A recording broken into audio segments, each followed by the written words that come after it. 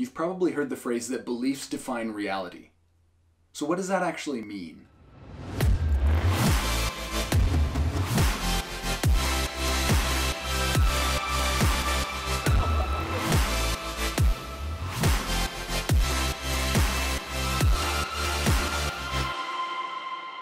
Our beliefs oftentimes become self-fulfilling prophecies. The challenge is that most people don't realize that it's their beliefs that are shaping their reality. A lot of people work hard and they feel frustrated at the results that they have in life when they don't even realize that it's their own beliefs that are giving them the results that they have. So here's the story. You're standing on the edge of the diving platform. You're ready. You're prepped. And you dive off with all of the other swimmers and you're swimming as hard and as fast as you can. And then suddenly, even though you're swimming really hard and you're doing your best, you suddenly feel yourself start to slow down and even be pulled backwards. It's almost as if there's an invisible bungee cord wrapped around your waist. And so you swim harder, you push harder to no avail. And you feel like you're being dragged backwards, even though you're working harder than everybody else. You probably wonder, why am I moving backwards even though I'm working so hard? This isn't uncommon for people to feel this way in life. What people aren't aware of, though, is that while there is an invisible bungee cord wrapped around our waists, we all have limiting beliefs and emotions about ourselves that hold us back from actually reaching our potential, no matter how hard we push. So to understand this, let's dive in and take a look at the subconscious mind. We all have the conscious and the subconscious mind, right? Now, we all have goals and objectives and things that we're trying to reach, right? We all have a vision of where we want to end up. The conscious mind actually plays a very, very small part in the process of achieving whatever our goal might be. Think for a moment that the objective is to move your hand, right? This is something that you've probably been able to do for a very long time. It takes no effort. You don't even need to think about it, right? But do you consciously know how to move your hands? Do you know what part of the brain you're using to tell the nervous system, to tell your muscles, to tell the tendons, and tell everything work together to move your fingers? Do you know how to do that? I know that I don't know. It's the subconscious mind that's doing 99% of the work. If you waited for your conscious mind to tell the brain, to tell the nervous system, to tell your arm, to tell your muscles, to move your hand, you probably wouldn't ever be able to accomplish anything, and you would paralyze yourself overthinking everything. All the conscious mind does is decide what the objective is, and then the subconscious mind goes to work to orchestrate everything to make that objective happen. Let's compare your mind to a general contractor on a construction site. The general contractor has all of the blueprints. He knows exactly what needs to happen, and then he goes and he hires everybody else. He hires the builders, he hires the framers, he hires the drywall people, he hires the painters and the tilers and the trim work guys and everything, right? The general contractor does everything in its power to make sure that the blueprint becomes a reality. So given that your subconscious in this scenario is a general contractor, he just waits for work orders. He gets the blueprints, and then he sets to work making sure that that becomes a reality. Let's go back to the example of moving your hand. This is a simple motor function that you learned when you were a child and now has become second nature, right? The blueprint, the objective here is to move your hand, and as soon as you think to move your hand, your subconscious mind or the general contractor doesn't hesitate to orchestrate everything and initiate the process. And your hand begins moving without your conscious mind really even being aware of it. Now let's apply this to other areas of our lives. A friend of mine once related to me that when he was a kid, when he was in the 3rd grade, he was bullied all the time. And people told him that he was ugly and that he was stupid. And eventually, he bought into the idea that he was ugly and stupid. And not only did he buy into the idea, but the subconscious brain decided to use that as the blueprint for his reality. So when the boy did his schoolwork, he worked so hard trying to prove that he wasn't stupid. But remember, the subconscious only knows what is a point of focus. And here the kid is still remembering and still focusing on the fact that he thinks he's stupid. And so his limiting beliefs, or the negative blueprints in this scenario, would sabotage everything he did subconsciously so that the belief that he was stupid remained valid. He constantly found evidence, more and more evidence, that proved that he was stupid. And the idea that he was stupid became as true to him as the fact that he was right-handed.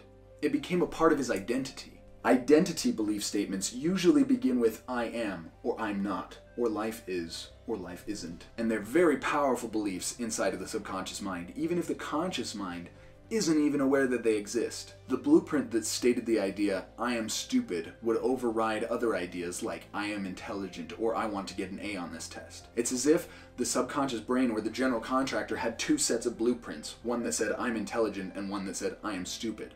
And so when faced with the decision, the subconscious mind will always choose the idea that we focus more on. Since this boy was always so afraid that he was stupid and he let that become part of his identity, that was the blueprint that he related to the most, even though he wasn't stupid, even though he wasn't unintelligent. In this story, for the little boy, the false identity that he was stupid became so ingrained that the general contractor, or subconscious mind, couldn't even allow grades that disproved the idea. All of his grades began to fall and everything began to get worse just because he was trying to keep the identity that he was stupid. The subconscious mind doesn't know what is a true statement and what is a false statement. It only knows what we focus on. Now, fast forward just a little bit, couple of years, this little boy from the 3rd grade is now 41 years old. And he was going through a personal development program when suddenly the thought occurred to him. Maybe those kids in the 3rd grade were wrong. Maybe those kids haven't got a clue how intelligent I am at 41. Why am I letting 3rd graders affect who I think I am now? And at that moment, the blueprint finally began to change. He finally began to realize that he wasn't stupid, that stupidity was never actually a part of his identity, and the blueprints began to shift in accordance with his newfound focus. The thing is that my friend never realized how sabotaging it was for him to have the belief that he was stupid. He had no idea how much that was affecting his life until he was 41 years old. But then he began to program his mind de nuevo, again. He began to focus on the things that he was really good at, things that proved that he was intelligent. And with this newfound belief and this newfound identity, he began to produce better results than he ever had before in his entire life. The story we tell ourselves about what happens to us is more powerful than what actually happens to us. We are all telling ourselves a story, either one that empowers and uplifts us, or one that keeps us stuck or in a spiral downward. Like I said, the subconscious mind or the general contractor doesn't look at the blueprints and decide whether it's a good idea or a bad idea. He only knows what is a point of focus. So it's so essential that we discover the truth about who we are and the world around us. Because what we believe about ourselves and about the world around us will strongly impact the reality that we are living. So a person who's bought into the belief or the idea that life is stressful is going to have a really hard time relaxing. There are so many ways to create stress in life that when we focus more on the things that stress us out, then we're going to see more of those things and we're going to encounter more situations that stress us out. And we're going to be way more on edge, so something that wouldn't normally stress us out will totally throw us over the edge. The same could follow with anybody who has beliefs like life is stressful or life is depressing or I'm depressed or things are hard or life is miserable. But let's say that person replaces any of their limiting beliefs or any of those negative ideas with the belief and the statement that life is meant to be joyful. And what is that going to do? That's going to move your life in more of a joyful way. That's going to put your focus on life being a joyful experience, and you're going to find more things to be joyful about. Now, we don't want to sugarcoat it and pretend that life is going to be perfect all the time. While life is awesome, life is great, and it's meant to be awesome, and it's meant to be great, there are still going to be hard days. No matter how optimistic you are, no matter how much you work on your thinking and try to make joy a point of focus, there's still going to be days with bad news. However, when a person has a belief like life is painful rather than life is joyful, then it's going to increase the probability of them encountering painful experiences to try to prove that belief right. Also, it won't allow them to stay in situations that aren't painful for very long. I know that's counterintuitive. Nobody wants painful experiences, but that's what's shaping their reality.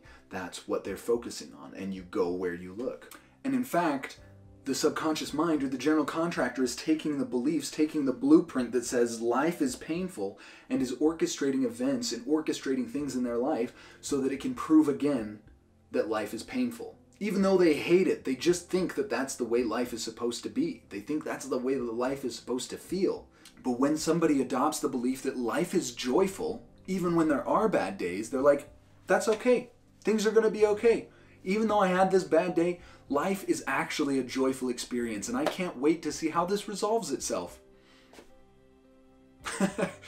Sometimes you do have really bad days. Even if you believe that life is joyful, even if you believe that life is meant to feel great and be an awesome experience,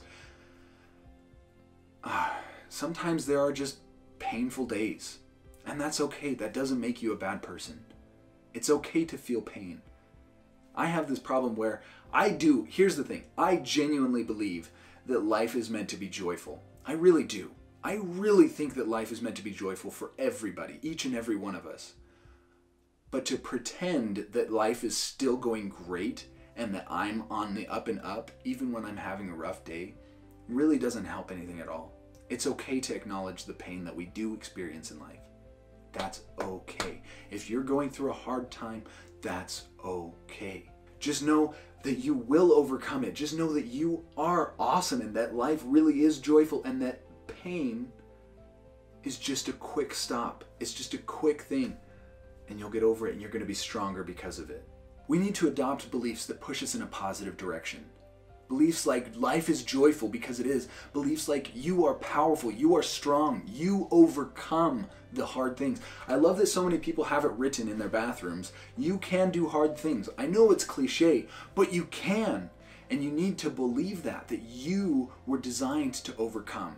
That you are worth it and you are loved, you are incredible. And even though you're going through something hard, that you're going to be okay, that it's okay to not feel okay. It's okay to have a hard day, but life is good.